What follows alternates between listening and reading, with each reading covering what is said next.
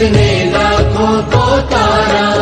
किस महामंत्र का जाप करो भवजल से मिले किनारा। नमो अरिहंताणम नमो सिद्धाणम नमो आयर्याणम नमो उवछायाणम नमो लोये सव्वसाहुणम नमो लोये उवसाहुणम। येषु पञ्चणमुक्कारो सव्वपावपणासनो मङ्गलानन्ते सव्वेसि पर्णमः वै मङ्गलम्। नमो नमो नमो नमो नमो नमो नमो नमो। नमोकार मंत्र है न्यारा किसने लाखों को तारा। नमोकार मंत्र है न्यारा किसने लाखों को तारा। किस महामंत्र का जाप करो भवजल से मिले किनारा। नमो अरिहंताणम नमो सिद्धाणम नमो आयर्याणम नमो उवछायाणम नमो लोये सव्वसाहुणम। नमो लोये सव्वसाहुणम। सो फ्रेंड्स, लगभग हमने सारे क्लासेस का रिविजनरी आपको दे दिया है, सारे चैप्टर सारे टॉपिक का। अभी भी कुछ थोड़े टॉपिक बचे हुए हैं जिसको हम लोग मिसलेनियस में कवर करते हैं, तो आइए एक बार उसको भी देख लें। सो मिसलेनियस में सबसे पहले हम टॉपिक जो कवर करते हैं वो पोर्टफोलियो रीबैलेंसिंग टेक्निक है। पोर्टफोलियो रीबैलेंसिंग टेक्निक 3 प्रकार का होता है: buy and hold, constant mix strategy and CPPI strategy. Buy and hold, constant mix and CPPI strategy. So buy and hold क्या होता है? बाय एंड होल्ड में क्या होता है कि हम जब बाय करते हैं कोई भी चीज तो हम उसे होल्ड करते हैं। हम मार्केट फ्लैक्चुएशन से डरते नहीं है। मार्केट में तो उतार चढ़ाव आती ही रहती है, मार्केट कभी नीचे जाएगा कभी ऊपर जाएगा। हम अपने बाय एंड होल्ड स्ट्रेटेजी में जो चीज हमने बाय कर लिया हम उसको होल्ड करेंगे, हम उसको जल्दी से रिसफल या जल्दी से रिबैलेंस नहीं करेंगे। तो इसलिए इसे कहते हैं डू नथिंग पॉलिसी। इसलिए इसको डू नथिंग पॉलिसी भी कहा जाता है कि जहां पर हम कुछ भी नहीं करेंगे।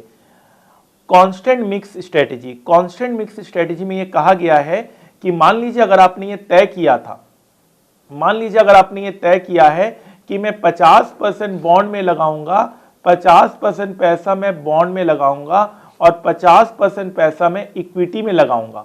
ठीक है, आपने लगा दिया। अब आप 3 महीने बाद फिर से देखते हैं तो इक्विटी का प्राइस तो बहुत ज्यादा फ्लैक्चुएट करेगा। तो आप जब 3 महीने बाद फिर से बैठेंगे तो आप इस रेशियो को मेंटेन करेंगे। उससे हो सकता है आपको थोड़ा सा बॉन्ड खरीदना पड़े, बेचना पड़े, थोड़ी सी इक्विटी और खरीदनी पड़ी, बेचनी पड़े, लेकिन आप इस रेशियो को मेंटेन करोगे एट ईच रीबैलेंसिंग डेट। आप अगर 3 महीने बाद रीबैलेंसिंग करते हो तो 3 महीने बाद आप बैठोगे, अगर ये रेशियो नहीं सही है, अगर ये 50-50 नहीं है, अगर मान लीजिए इक्विटी मार्केट बहुत ज्यादा बढ़ गया है तो हम उसको मेंटेन करेंगे, हम वापस इसको 50-50 रेशियो में लेकर आएंगे। कांस्टेंट मिक्स, कांस्टेंट मिक्स, आप नाम से आपको पता चल रहा है कांस्टेंट मिक्स, मिक्स कांस्टेंट रहेगा। Fine sir. अब एक और स्ट्रेटेजी है CPPI, इसको फुल फॉर्म है constant proportion portfolio insurance strategy. यहां पर एक तय इक्वेशन दिया गया है कि भैया आपको जो इन्वेस्टमेंट इन इक्विटी है वो कितना करना है, आपको जो इन्वेस्टमेंट इन इक्विटी है वो कितना करना है, वो है portfolio value minus floor value into M। M stand for multiplier, ये आपको क्वेश्चन में दिया हुआ रहेगा। पोर्टफोलियो वैल्यू तो आपको पता ही है, जो भी आपको दिया रहेगा वो पोर्टफोलियो वैल्यू होगा और फ्लोर वैल्यू भी आपको दिया हुआ रहेगा। तो ये सारा इंफॉर्मेशन आपको क्वेश्चन में दिया हुआ रहेगा। आपको ये इंफॉर्मेशन यूज करते हुए इतना पैसा इक्विटी में लगाना है, बाकी पैसा किस में लगाना है, बाकी पैसा बॉन्ड में लगा सकते हैं, इतना पैसा आपको इक्विटी में लगाना है। जब भी आप रिबैलेंस करने बैठेंगे, जब भी आप 3 महीने बाद आप बैठेंगे, आप पहले ये इक्वेशन बैठाएंगे। पोर्टफोलियो वैल्यू आपके हाथ में होगा, फ्लोर वैल्यू आपको पता होगा, M पता होगा। आप देखेंगे इन्वेस्टमेंट इन इक्विटी इस मेथड में कितना करने के लिए बोल रहा है, इस मेथड में जितना करने के लिए बोलेगा उतना करेंगे और फिर रीबैलेंस करेंगे। हो सकता है कि आपको थोड़े से इक्विटी और खरीदने पड़े, हो सकता है आपको इक्विटी बेचने पड़े, वो रीबैलेंस के डेट में पता चलेगा कि आपका इक्विटी इससे ज्यादा है या कम है। इससे इस लिमिट से अगर कम होगा तो और इक्विटी खरीदना होगा, और इस लिमिट से ज्यादा होगा तो आप इक्विटी बेच दीजिएगा। फाइन सर, इसके ऊपर भी आपने बहुत अच्छे क्वेश्चंस किए होंगे क्लास में, और डेफिनेटली ये सब सारे इंपॉर्टेंट टॉपिक्स में आते हैं। मूविंग एवरेज, मूविंग एवरेज एक स्टैटिस्टिकल टेक्निक है। मूविंग एवरेज में हम दो चीजें कवर करते हैं, एक सिंपल मूविंग एवरेज और एक exponential moving average. Simple moving average क्या होता है? तो सिंपल मूविंग एवरेज बहुत ही आसान है। आपको अगर मैं ये एग्जांपल दे रहा हूं और आपको मैं बोलता हूं कि भैया 5 day simple moving average calculate कीजिए। सिंपल एवरेज तो सबको आता है, अब यहां पर मूविंग वर्ड आ गया, तो 5 दिन के प्राइस को ऐड कीजिए और डिवाइडेड बाई 5 कर दीजिए, तो सिंपल मूविंग एवरेज आएगा। अब 6 डे का आपके पास प्राइस है, तो आप लेटेस्ट 5 डेज लीजिए, आप लेटेस्ट 5 डेज लीजिए, ठीक है। अब आप लेटेस्ट 5 डेज लीजिए, आप ये 5 डेज लीजिए और आप डिवाइडेड बाई 5 कर दीजिए, तो आपका ये फिर सिंपल एवरेज आ गया। फिर आपको नेक्स्ट दिन का भी डाटा मिला, तो अब लेटेस्ट 5 डेज लीजिए, लेटेस्ट 5 डेज लीजिए और फिर डिवाइडेड बाई 5 कर दीजिए। इस तरह से आपका सिंपल मूविंग एवरेज बहुत ही ज्यादा सिंपल हो गया। फाइन, कोई दिक्कत नहीं है। चलिए, एक और आता है एक्सपोनेंशियल मूविंग एवरेज। ये भी एक तरह का एवरेजिंग टेक्निक है। इसमें एक इक्वेशन यूज होता है, इक्वेशन आपको रिटेन करना पड़ेगा। इक्वेशन आपके सामने है, EMA today, EMA today is equals to EMA yesterday plus A into price today minus EMA yesterday. EMA today is equals to EMA yesterday plus A into price today minus EMA yesterday. Fine, so EMA today क्या हुआ, फिर से repeat कर रहा हूं, EMA yesterday आप ले लीजिएगा जिस तरह से आपने EMA कैलकुलेट किया है, प्लस A क्या होता है, एक्सपोनेंट होता है, into price today minus EMA yesterday. अब A अगर क्वेश्चन में दिया हुआ है तो अच्छी बात है, अगर क्वेश्चन में नहीं दिया हुआ तो इसको हम कैलकुलेट कर सकते हैं 2 अपॉन पीरियड प्लस 1। पीरियड दिया होगा क्वेश्चन में 30 डेज पीरियड, 15 डेज पीरियड, जो भी पीरियड दिया होगा, A is equals to 2 upon period plus 1। ठीक है, जैसे एग्जांपल आपको दिया जा रहा है यहां पर, अगर 10 डे मूविंग एवरेज है, अगर 10 डे मूविंग एवरेज है तो A क्या होगा, 2 अपॉन 10 प्लस 1, सो A होगा आपका 0.1818, A होगा आपका 0.1818। ठीक है, फाइन। तो अगर आपको A नहीं दिया तो आपको कैलकुलेट करना आ गया। फिर से repeat, EMA today is equals to EMA yesterday plus A into price today minus EMA yesterday. Fine sir, अगर स्टार्टिंग EMA नहीं दिया, स्टार्टिंग EMA चाहिए होगा, एक EMA तो आपको चाहिए होगा, तभी तो आप EMA कैलकुलेट करेंगे। आप देखिए, आपको यहां पर EMA कैलकुलेट करने के लिए फॉर्मूले में एक EMA का तो पता होना चाहिए। सो अगर आपको पहला फर्स्ट EMA का पता नहीं है तो क्वेश्चन में आपको हिंट देगा फर्स्ट EMA क्या लेना है और उसी हिंट के हिसाब से आपको काम करना है। ठीक है, फाइन सर। सो आप देख सकते हैं क्वेश्चन इसी तरह से आएगा, आपको बस कैलकुलेट करते जाना है। ए क्वेश्चन में दिया रहेगा, प्राइस टुडे क्वेश्चन में दिया रहेगा, EMA यस्टरडे क्वेश्चन में दिया रहेगा। फिर आपका ये आ गया। अब इस दिन के बाद कोई दिक्कत नहीं है, इस दिन के बाद EMA यस्टरडे आप अब ये ले लीजिए, पहला EMA क्वेश्चन में दिया रहेगा। फाइन, अदरवाइज तो कैलकुलेट ही नहीं हो पाएगा। फिर दूसरे दिन के लिए पहले वाला EMA ले लीजिए, फिर नेक्स्ट दिन के लिए उससे पहले वाला EMA ले लीजिए। तो ये क्वेश्चन भी आपने किया होगा, एग्जाम में भी बहुत बार ये क्वेश्चन आया है। फाइन सर, एक इलास्टिसिटी ऑफ डिमांड का भी क्वेश्चन आता है एग्जाम में। इलास्टिसिटी ऑफ डिमांड का क्या मतलब होता है, percentage change in quantity demanded to the percentage change in price. Price की चेंज होने की वजह से क्वांटिटी में कितना परिवर्तन आता है, इसको हम कहते हैं इलास्टिसिटी ऑफ डिमांड। अगर मान लीजिए इलास्टिसिटी ऑफ डिमांड 1.5, तो इसका क्या मतलब है, अगर 1% प्राइस में चेंज होगा, अगर मान लीजिए डिक्रीज ही होगा, अगर 1% प्राइस में डिक्रीज होगा तो क्वांटिटी डिमांड 1.5% इंक्रीज होगा। अगर 1% प्राइस में डिक्रीज होगा तो क्वांटिटी डिमांडेड 1.5% इंक्रीज होगा। Fine sir. Transaction exposure and operating exposure. Transaction exposure मतलब क्या होता है, अगर आपके प्राइस फ्लैक्चुएशन की वजह से, एक्सचेंज रेट रुपी डॉलर की फ्लैक्चुएशन की वजह से आपको कोई लॉस होता है तो उसे ट्रांजैक्शन एक्सपोजर कहते हैं। ऑपरेटिंग एक्सपोजर क्या होता है, ऑपरेटिंग एक्सपोजर सिंपल तरीका है, ये इलास्टिसिटी ऑफ डिमांड से आता है। इलास्टिसिटी ऑफ डिमांड के चेंज होने की वजह से जो क्वांटिटी और प्राइस में चेंज होता है, उस वजह से ऑपरेटिंग एक्सपोजर आता है। ट्रांजैक्शन एक्सपोजर का आप एक बार फॉर्मेट देख लीजिए। नेट प्रॉफिट हम फॉरवर्ड रेट में नेट प्रॉफिट कैलकुलेट कर लेंगे और स्पॉट रेट में नेट प्रॉफिट कैलकुलेट कर लेंगे, तो मेरा ट्रांजैक्शन एक्सपोजर आ गया है। बहुत ही ज्यादा सिंपल, फाइन, कोई दिक्कत नहीं है। फॉरवर्ड रेट में आप कैलकुलेट कर लीजिए और स्पॉट रेट में कैलकुलेट कर लीजिए, तो आपको ट्रांजैक्शन प्रॉफिट एंड लॉस आ जाएगा। ऑपरेटिंग एक्सपोजर में किस तरह से होगा, अगेन यहां पे नेट प्रॉफिट, यहां पर net profit at forward rate, at spot rate, लेकिन यहां पर जो हम लेंगे वो रिवाइज्ड यूनिट लेंगे, क्योंकि इलास्टिसिटी ऑफ डिमांड की वजह से हो सकता है मेरा यूनिट्स में परिवर्तन आ जाए, और यहां पर तो एग्जिस्टिंग यूनिट ही लेंगे, तब जाके मेरा ऑपरेटिंग प्रॉफिट एंड लॉस आएगा। इसको हम ऑपरेटिंग एक्सपोजर कहेंगे। यहां भी नेट प्रॉफिट, यहां भी नेट प्रॉफिट, दोनों एक जगह फॉरवर्ड एक जगह स्पॉट, लेकिन अंतर यही है कि यहां रिवाइज्ड यूनिट्स लेना है और यहां पर एग्जिस्टिंग यूनिट्स ही आएगा। रिवाइज्ड यूनिट्स क्यों, क्योंकि इलास्टिसिटी ऑफ डिमांड की वजह से मेरे यूनिट्स में परिवर्तन आया होगा, मेरी यूनिट्स जो डिमांड की जा रही है वो चेंज हुई होगी प्राइस के चेंज होने की वजह से। ज्योमेट्रिक मीन, कभी कभी ज्योमेट्रिक मीन के क्वेश्चंस भी आ जाते हैं। ज्योमेट्रिक मीन कुछ भी नहीं है। अगर मान लीजिए ए और बी के बीच में हमें ज्योमेट्रिक मीन निकालना है, अगर ए और बी के बीच में हमें ज्योमेट्रिक मीन निकालना है तो क्या होगा, ए इंटू बी अंडर रूट में 2। अगर ए इंटू बी इंटू सी, 3 के बीच में ज्योमेट्रिक मीन निकालना है तो 3। ज्योमेट्रिक मीन एक तरह का एवरेजिंग टेक्निक है और कुछ भी नहीं, ज्यादा इसमें हमें कुछ सोचने की जरूरत नहीं है, बस आपको ज्योमेट्रिक मीन निकालना आना चाहिए, जो कि इस तरह से है। अगर 3 वेरिएबल है तो इस तरह से आपका ज्योमेट्रिक मीन निकलेगा। कोई भी आपको फिगर दिया रहेगा उसका आप ज्योमेट्रिक मीन निकाल सकते हैं। Fine sir, cut off point, ये कॉन्सेप्ट बहुत सारे स्टूडेंट छोड़ के जाते हैं, लेकिन मेरा मानना है कि अगर आप 100% मार्क्स की तैयारी कर रहे हैं तो आपको ये कॉन्सेप्ट भी करके जाना चाहिए। कट ऑफ पॉइंट के जो स्टेप्स होते हैं वो आप देख लीजिए। इस कॉन्सेप्ट में हम बेस्ट सिक्योरिटीज का चयन करते हैं। इस कॉन्सेप्ट में हम बेस्ट सिक्योरिटीज का चयन करते हैं। तो सबसे पहला स्टेप है, हमें excess return to beta ratio निकालना होगा। हमें excess return to beta ratio निकालना होगा।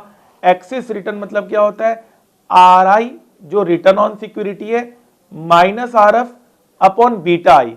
Access return to beta ratio, excess return to beta ratio. उसके बाद हमें क्या करना है, डेफिनेटली हायर द बेटर होगा। हमें हाईएस्ट टू लोएस्ट इसे अरेंज कर देना है। हमें हाईएस्ट टू लोएस्ट इसे अरेंज कर देना है। फाइन, उसके बाद क्या करना है, उसके बाद हमें कट ऑफ पॉइंट का इक्वेशन लगाना है। कट ऑफ पॉइंट का इक्वेशन कुछ इस तरह से है, standard deviation M square summation and I is equal to 1 R I minus R F into B I upon standard deviation E I square upon 1 plus standard deviation M square summation and I is equal to 1 B I square upon standard deviation E I square. ये आपका cut off point का equation हो गया।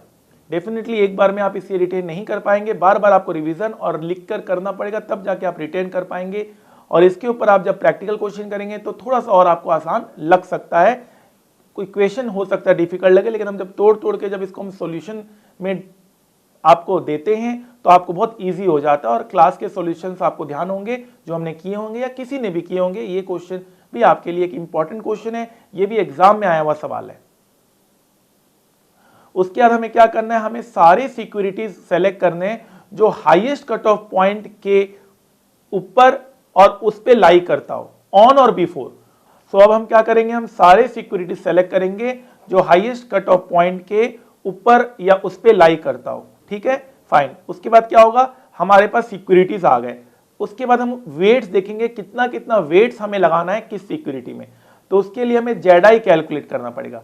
Z I क्या होता है, B I upon standard deviation E I square. सारे information question में दिए होंगे। R I minus R F upon B I minus cut off point, जो सबसे हाईएस्ट कट ऑफ पॉइंट था उसको हम लेंगे जेड आई निकालने के लिए। एक बार जेड आई निकल गया, उसके बाद हम कैसे निकालेंगे वेट्स, उसके बाद आप वेट्स इस तरह से निकालेंगे। एक बार जेड आई निकल गया तो उसके बाद आप वेट्स कैसे निकालेंगे, मान लीजिए आपका यहां पर जेड आई निकल गया, जेड ए और जेड एफ, मान लीजिए दो सिक्योरिटीज हमने सेलेक्ट किया था जो ऑन और बिफोर कट ऑफ पॉइंट लाई करता था। उसके बाद आप क्या करेंगे, वेट्स निकालेंगे। जो आपका जेड वैल्यू है वो लिखेंगे अपॉन टोटल जेड वैल्यू, तो आपका 50.49 WA हो गया, और WB या तो आप 100 माइनस 50.49 कर सकते हैं, या आप इसको भी कैलकुलेट कर सकते हैं Z upon total Z value. तो आपका ये वेट्स आ गया। तो इसका क्या मतलब हुआ, इसका यह मतलब हुआ कि हम ए में इतना पैसा लगाएंगे और बी में इतना पैसा लगाएंगे। ऑप्टिमम पोर्टफोलियो एलोकेशन ए में इतना होगा और बी में इतना होगा, ठीक है, फाइन। और आपने ए और एफ को ही क्यों चूज किया, हमने ए और एफ को इसलिए चूज किया क्योंकि सबसे हाईएस्ट आप देखिए कट ऑफ रेट क्या है, यहां पर सबसे हाईएस्ट कट ऑफ रेट है 2.814। आप देख सकते हैं ये सारे कट ऑफ पॉइंट है, सबसे हाईएस्ट है 2.814। तो जो इसमें और इससे ऊपर लाई करता हो, मतलब ए और एफ, इन दोनों को हम सेलेक्ट करेंगे और इसका ही हम वेट्स निकालेंगे कि ये दोनों ही सबसे बेहतर सिक्योरिटी है इस कॉन्सेप्ट के हिसाब से, ठीक है, फाइन सर। और इसको हमने अरेंज कैसे किया, हमने रैंकिंग के हिसाब से अरेंज किया। सबसे पहले मैंने क्या निकाला, excess return to beta ratio. तो सबसे अच्छा excess return to beta ratio निकल रहा है 5.33 इसका, तो हमने इसको रैंक 1 दिया। इसी तरह से हमने इसको रैंक 2 दिया। इस तरह से हमने अरेंज कर दिया रैंक वाइज। तो यहां पर हमने रैंक वाइज अरेंज किया, फिर कट ऑफ पॉइंट का इक्वेशन लगा के कट ऑफ पॉइंट कैलकुलेट कर लिया, फिर दो सिक्योरिटीज जो इसमें है निकाल लिए कि दो बेहतर सिक्योरिटीज है, फिर उसका हमने वेट्स लगा दिया, जेड निकाल लिया, और फिर हमने वेट्स निकाल लिया जिस तरह से आपको यहाँ पे दिख रहा है। तो प्रैक्टिस करनी होगी, जितना गहराई से आप प्रैक्टिस करेंगे इस कॉन्सेप्ट को उतना ही आपके लिए ये आसान हो जाएगा। Fine sir. Run test based on statistics, ये भी एक तरह का कॉन्सेप्ट है जिसमें स्टैट्स का एप्लीकेशन लगता है। सबसे पहला स्टेप्स में हमें क्या करना होता है, सबसे पहला स्टेप्स में हमें यह करना होता है कि हमें नंबर ऑफ प्लस साइन देखना होता है, नंबर ऑफ माइनस साइन देखना होता है, और number of times sign changes देखना होता है। तो मैं आपको एक इंफॉर्मेशन दे रहा हूं, आप बताइएगा इसमें कितने प्लस साइन है, कितने माइनस साइन है, और कितनी बार number of times sign is changing, ठीक है, फाइन सर। सो आपके सामने ये इंफॉर्मेशन है, आप देख सकते हैं। हमेशा क्लोजिंग प्राइस ही आपको लेना है, आपको क्लोजिंग प्राइस ही लेना है। आपके पास ये इंफॉर्मेशन है तो 2800 से 2780, सो प्राइस गिरा है, सेंसेक्स वैल्यू गिरी है, तो आप क्या लेंगे, माइनस कर देंगे। उसके सामने आप क्या लिख दीजिए, माइनस लिख दीजिए। 2780 के सामने लिख दीजिए माइनस, फिर 2780 से 2795, सो ये आपका क्या हो गया, प्लस हो जाएगा, प्लस लिख दीजिए।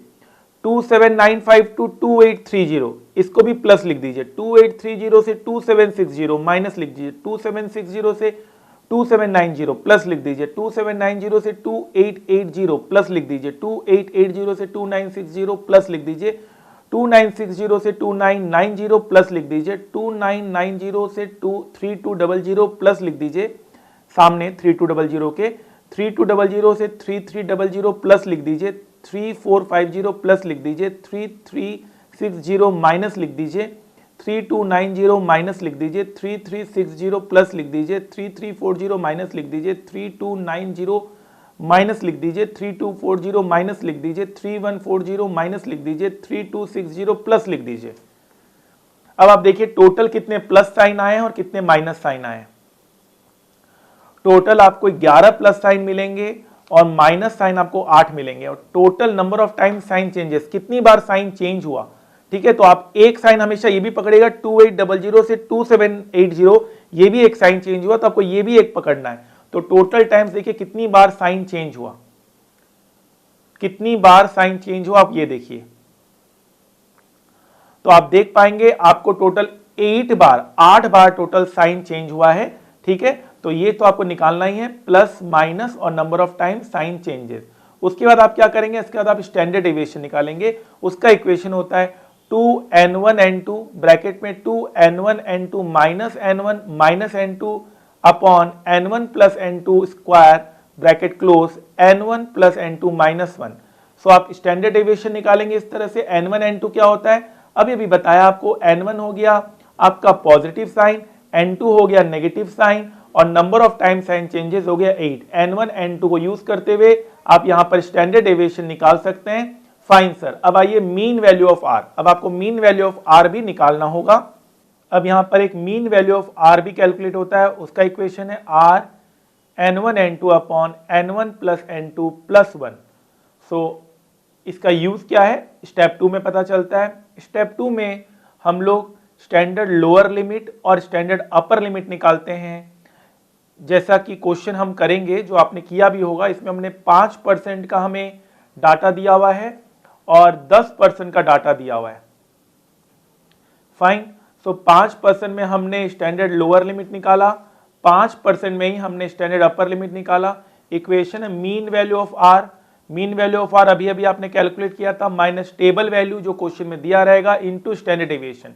ठीक है, इसी तरह से अपर लिमिट निकालते हैं, उसमें सिर्फ प्लस हो जाएगा, बाकी सब सेम रहेगा। हमने अपर लिमिट भी निकाला, आप देख सकते हैं 5.9, 14.58, 10% में अगेन हमने वही काम किया, टेबल वैल्यू चेंज हो जाएगा बस यहाँ पर, और यहाँ पर भी हमने अपर लिमिट और लोअर लिमिट निकाला। यहाँ पर जो डिग्री ऑफ फ्रीडम सेलेक्ट करने का ऑप्शन होता है क्वेश्चन में, जैसे डिग्री ऑफ फ्रीडम दिया हुआ है, आप देख सकते हैं। अगर क्वेश्चन मैं आपको शो करूं, और डेफिनेटली आपने जरूर किया होगा, तो यहाँ पर आपको 18% डिग्री ऑफ फ्रीडम दिया हुआ है, 18 डिग्री ऑफ फ्रीडम दिया हुआ है, 20 डिग्री ऑफ फ्रीडम दिया हुआ है। सो हमने यहाँ पर 18 डिग्री ऑफ फ्रीडम चयन किया। 18 डिग्री ऑफ फ्रीडम आपने क्यों चयन किया, क्योंकि 18 डिग्री ऑफ फ्रीडम किस तरह से आ रहा है, N1 प्लस N2 माइनस 1। जो डिग्री ऑफ फ्रीडम उसकी चयन इस तरह से होगी, N1 प्लस N2 है 11 प्लस 8 माइनस 1, जो कि है 18%, इसलिए हमने 18% डिग्री चयन किया, 18% डिग्री ऑफ फ्रीडम चयन किया। फाइन सर, अब आप देख सकते हैं कि यहां पर हम कंक्लूजन करें तो at 5% lower limit upper limit यह आ रहा है, और एट 10% लोअर लिमिट और अपर लिमिट यह आ रहा है, और जो कि ये हमारा R, जो हमारा R है वो lie in between this. R क्या है, number of time sign changes. R क्या है, number of time sign changes, जो कि मेरा 8 है। 8 इन दोनों के बीच में आ रहा है, मतलब 8 जो नंबर ऑफ टाइम जो साइन चेंजेस है वो इन दोनों के बीच में आ रहा है। तो हमने क्या कंक्लूजन किया, हमारा कंक्लूजन यह हुआ कि इसका मतलब यह है कि मार्केट एक रेंज या दायरे में फंसा हुआ है। मार्केट एक रेंज या दायरे में फंसा हुआ है। As R lie between lower limit and upper limit, we can say that market exhibit weak form of efficiency. हम यह कह सकते हैं कि मार्केट वीक है, मार्केट कमजोर है, क्योंकि मार्केट एक दायरे में फंसा हुआ है, मार्केट उस दायरे को तोड़ नहीं पा रहा है। फाइन, तो बहुत ही सिंपल क्वेश्चन है ये, बस आपको इक्वेशन रिटेन करना पड़ेगा। आप देख सकते हैं यहां पे इस तरह से हमने प्लस माइनस साइन किया था, इस तरह से हमने प्लस माइनस साइन किया था। सबसे पहले हमने क्या किया, फिर से रिपीट कर रहे हूं, प्लस साइन को ऐड किया, माइनस साइन को ऐड किया, और यह देखा कितनी बार number of time sign change हो रहा है। फिर हमने क्या किया, हमने स्टैंडर्ड डेविएशन कैलकुलेट किया, हमने mean value of R calculate किया, हमने अपर लिमिट कैलकुलेट किया, हमने लोअर लिमिट कैलकुलेट किया, दोनों परसेंटेज में 5 और 10% में, और देखा जो 8 number of time sign changes है इन दोनों के बीच में लाई कर रहा है। तो हमने ये डिसाइड किया, हमने ये कंक्लूड किया कि आर क्योंकि लोअर लिमिट और अपर लिमिट के बीच में है, तो इसका मतलब मार्केट एक दायरे में है, मार्केट उसको ब्रेक नहीं कर पा रहा है, तो इसका मतलब मार्केट वीक है, मार्केट कमजोर है। फाइन, एक कॉन्सेप्ट और है ऑटो कोरिलेशन टेस्ट। ये भी एक स्टैटिस्टिकल कॉन्सेप्ट है। कोरिलेशन का रेंज -1 टू +1 होता है। अगर वैल्यू 0 टू +1 है, 0 टू 1 है तो हम कहेंगे पॉजिटिव कोरिलेशन है, और -1 टू 0 है तो हम कहेंगे नेगेटिव कोरिलेशन है। अगर पॉजिटिव कोरिलेशन है तो इसका यह मतलब है कि दो variables in same direction move कर रही है, एक बढ़ रही है तो दूसरी भी बढ़ रही है, इसका मतलब वो बहुत स्ट्रॉन्ग बॉन्डिंग फॉर्म करता है। पॉजिटिव कोरिलेशन मतलब स्ट्रॉन्ग बॉन्डिंग, और नेगेटिव कोरिलेशन अगर दोनों ऑपोजिट डायरेक्शन में मूव कर रहा है, दो सिक्योरिटी या दो सीरीज ऑपोजिट डायरेक्शन में मूव कर रहा है, तो इसका मतलब ये वीक है, ये कमजोर है, दोनों एक दूसरे से रिलेटेड नहीं है, ये एक साइन है वीक फॉर्म ऑफ मार्केट का। सो ऑटो कोरिलेशन टेस्ट कैसे किया जाता है, ऑटो कोरिलेशन टेस्ट करने के लिए आपको मैं एक क्वेश्चन का सहारा ले रहा हूं। क्वेश्चन आपके सामने है, आप देख सकते हैं। क्वेश्चन को मैं रीड करता हूं।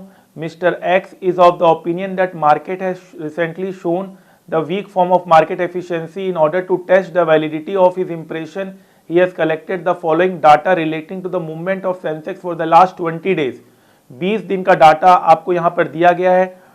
To test the weak form of market efficiency using auto correlation test taking time lag of 10 days. 10 दिन का टाइम लैग लेना है, मतलब 1 से 10 दिन का जो डाटा है वो एक तरफ लेना है, और 11 से 20 दिन का डाटा आपको एक तरफ लेना है। ठीक है, 10 दिन का डाटा कर आपको यहाँ पर ऑटो कोरिलेशन टेस्ट करना है। तो सबसे पहले हमें क्या करना है, हमें 1 से 10 दिन का डाटा एक तरफ लिखना है और फिर 1 से 10 दिन का डाटा आपको एक तरफ लिखना है।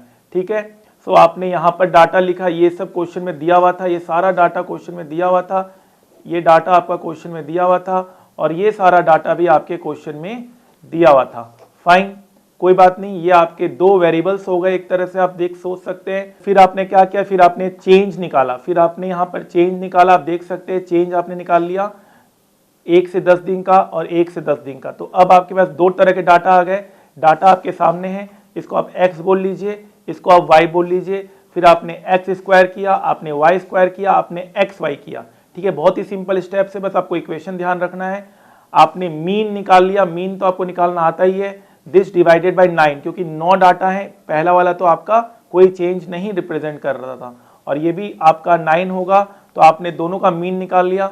फिर उसके बाद आपको स्लोप निकालना है। सबसे पहले स्लोप कैसे निकलता है, summation X Y minus N mean X mean Y upon summation X square minus N mean X square. Slope को बीटा कहते हैं, आपको ध्यान होगा, स्लोप को हम बीटा कहते हैं अपने पोर्टफोलियो मैनेजमेंट में। तो हमने स्लोप निकाल दिया, फिर हमने ए निकाल दिया, ए इंटरसेप्ट, ये भी हमने पोर्टफोलियो मैनेजमेंट में पढ़ा हुआ है, वाई बार या मीन माइनस बी एक्स बार। सो हमने ए निकाल दिया, उसको यूज करते हुए सेम इंटरसेप्ट और अल्फा हमने पोर्टफोलियो मैनेजमेंट में सेम इक्वेशन किया हुआ है, सेम कैलकुलेशन किया हुआ है। फिर हमने आर स्क्वायर निकाला, इक्वेशन आपके सामने A summation Y plus B summation X Y minus N mean Y square upon summation Y square minus N mean Y square. तो आपने आर स्क्वायर निकाला 0.164 और आपने अंडर रूट करते हुए आर निकाल दिया। कोरिलेशन, ठीक है, कोरिलेशन आपका कितना आया, पॉजिटिव आया, कोरिलेशन आपका पॉजिटिव आया। तो there is a moderate degree of correlation, हम कह सकते हैं, हाँ डिग्री ऑफ कोरिलेशन तो है, बहुत ज्यादा स्ट्रॉन्ग तो नहीं है, लेकिन हाँ मॉडरेट डिग्री ऑफ कोरिलेशन है between returns of two period. Hence it can be concluded that market does not show, market weak नहीं है, मार्केट स्ट्रांग है, there is a strong bonding, plus है, आर प्लस होगा तो हम क्या बोलते हैं, मार्केट स्ट्रांग है। So does not show weak form of efficiency, market weak नहीं है, मार्केट स्ट्रांग है, क्योंकि यहां पर आर पॉजिटिव आया है। फाइन, आर क्योंकि पॉजिटिव आया इसलिए हमने ये कंक्लूड किया कि मार्केट वीक नहीं है। There is a moderate degree of correlation between the returns of two periods, hence it can be concluded that market does not show weak form of efficiency. Fine, थोड़ा सा retain करने में दिक्कत आता है, इसलिए इसको मिसलेनियस चैप्टर में कवर कराया गया है। डेफिनेटली आप इसको एंड में अच्छे से करेंगे, जब सारे कॉन्सेप्ट्स अच्छे से हो जाएंगे तब आप इसको लेकर बैठोगे तो आपको कोई दिक्कत नहीं आएगी। Fine sir.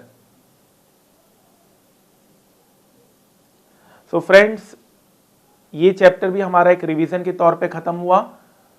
क्लास का जो इंपॉर्टेंस है उसको कोई भी इग्नोर नहीं कर सकता। क्लास में हम लोग ने बहुत सारे कॉन्सेप्ट्स एक एक चीज डिराइव करके लॉजिकली एक्सप्लेन किया। रिविजनरी लेक्चर का अपना एक अलग इंपॉर्टेंस है। इसका इंपॉर्टेंस या इसका एजम्पशन यही है कि आप एग्जाम में जाने वाले हैं और आपको कुछ ऐसे रिविजनरी वीडियोस चाहिए जिससे आपको क्विक फायर रिवीजन हो सके। और मेरा मानना है कि ये पूरा सीरीज जो मैंने कंडक्ट किया है रिविजनरी क्लास का, वो आपके लिए बहुत हेल्पफुल होगा। आपके फीडबैक और आपके सजेशंस का हमेशा इंतजार रहता है।